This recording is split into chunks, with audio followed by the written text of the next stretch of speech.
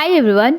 So Indian navy की जो vacancy है उसका जो एप्लीकेशन फॉर्म है वो स्टार्ट हो चुका है। तो आज से ही आप एप्लीकेशन फॉर्म फिल कर सकते हैं। 26 अप्रैल 2021 से आपका ऑनलाइन एप्लीकेशन स्टार्ट है एंड 5 मई 2021 लास्ट डेट है ऑनलाइन एप्लीकेशन फॉर्म फिल करने की।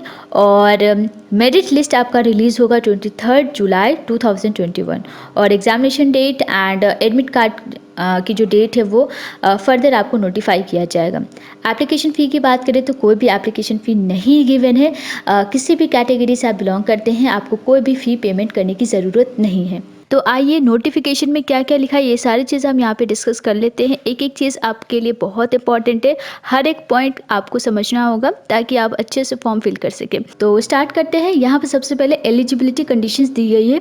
तो अनमैरिड मेल कैंडिडेट ही अप्लाई कर सकते हैं इंडियन नेवी वैकेंसी के लिए। तो यहाँ पे टोटल 2500 वैकेंसी है। ए दैट इज़ आर्टिफिशियल अप्रेंटिस और SSR that is senior secondary recruits. तो AA के लिए 500 वैकेंसी है और SSR के लिए 2000 वैकेंसीज है। यहाँ पे गाइस 10,000 कैंडिडेट्स ही सेलेक्ट होंगे, शॉर्टलिस्ट होंगे रिटन एंट्रेंस एग्जामिनेशन के लिए या फिर फिजिकल फिटनेस टेस्ट के लिए। एंड यहाँ पे रिटन एग्जामिनेशन का जो कट ऑफ है वो स्टेट टू स्टेट वैरी करेगा।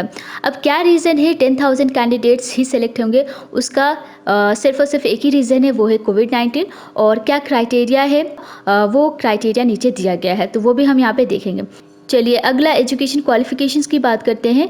तो AA पोस्ट की अगर हम बात करें तो आपको 12th पास करना है मिनिमम 60% के साथ और 12th में आपके physics and maths main subject होना चाहिए। ये दो कंपलसरी सब्जेक्ट्स है और तीसरा जो कंपलसरी सब्जेक्ट है वो केमिस्ट्री, बायोलॉजी या कंप्यूटर साइंस, इन तीन में से एक सब्जेक्ट हो सकता है। तो साइंस स्ट्रीम से अगर आपने 12th पास आउट किया है मिनिमम 60% के साथ तो आप एलिजिबल हो AA पोस्ट के लिए। नेक्स्ट SSR पोस्ट के लिए अगेन आपका सब्जेक्ट सेम है, यानी कि फिजिक्स एंड मैथ्स आपका कंपलसरी सब्जेक्ट होना चाहिए और chemistry, biology and computer science में से एक सब्जेक्ट कंपलसरी होना चाहिए। यहाँ पे परसेंटेज का क्राइटेरिया नहीं दिया गया है। एज लिमिट की बात करें तो गाइज यहाँ पे आपकी जो डेट ऑफ बर्थ है वो 1 Feb 2001 टू 31 जुलाई 2004 के बीच अगर आपकी डेट ऑफ बर्थ है तो आप एलिजिबल हो और ये डेट्स भी इंक्लूड किए जाएंगे। पे एंड अलाउंसेस की बात करते हैं तो आपकी जो इनिशियल ट्रेनिंग पीरियड होगी उसमें आपको 14,600 रुपीज़ आपको पर मंथ मिलेगा एज ए स्टाइपेंड। एंड इसके बाद अगर आप इसे सक्सेसफुली कंप्लीट कर लेते हैं इस इनिशियल ट्रेनिंग को तो उसके बाद आपको लेवल 3 में प्लेस कर दिया जाएगा डिफेंस पे मैट्रिक्स के, और इसके एडिशन में आपको 5200 पर मंथ MSP मिलेगा प्लस DA मिलेगा एंड सो ऑन। तो इस तरीके से आपको बेनिफिट्स मिलते हैं। एंड प्रमोशन देखा जाए तो इसमें आपका मास्टर चीफ पेटी ऑफिसर फर्स्ट रैंक तक ही प्रमोशन प्रोस्पेक्ट्स एग्जिस्ट करेगा। अगला है सिलेक्शन क्राइटेरिया। तो कोविड-19 पैंडमिक की वजह से 10,000 कैंडिडेट्स को ही सेलेक्ट किया जाएगा रिटन एग्जामिनेशन एंड PFT के लिए, that is physical fitness test के लिए। और ये जो 10,000 कैंडिडेट सेलेक्ट होंगे, शॉर्टलिस्ट होंगे, उसके लिए क्या क्राइटेरिया है तो बेसिकली आपके 12th में जो परसेंटेज है उसका मेरिट लिस्ट होगा, ठीक है। मेरिट लिस्ट रिलीज़ किया जाएगा और अगर आपका उसमें नाम होगा तो आप शॉर्टलिस्ट होगे। तो ये जो मार्क्स का कट ऑफ है दैट इज़ 12th के जो मार्क्स होंगे उसका जो कट ऑफ होगा वो स्टेट टू स्टेट वैरी करेगा। तो चलिए रिटन टेस्ट में क्या क्या चीज़ें दी गई है देख लेते हैं। तो आपका जो क्वेश्चन पेपर होगा वो बायलिंगुअल होगा, यानी कि उसमें जो क्वेश्चंस होंगे वो हिंदी इंग्लिश दोनों लैंग्वेज में होगा और क्वेश्चन आपका ऑब्जेक्टिव टाइप का होगा और इसमें टोटल 4 सेक्शंस हैं, ठीक है।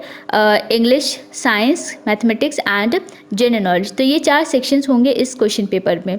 और डिफ़िकल्टी लेवल की बात करें यानी कि स्टैंडर्ड क्या होगा क्वेश्चन पेपर का, तो 10+2 लेवल ही है, ठीक है। मतलब आपका जो 10+2 में जो जिस टाइप के क्वेश्चंस होंगे वही आपका लेवल होगा। और सिलेबस अगर हम बात करें तो इस एग्ज़ाम का जो सिलेबस है वो एक ऑफिशियल वेबसाइट पे है, ठीक है।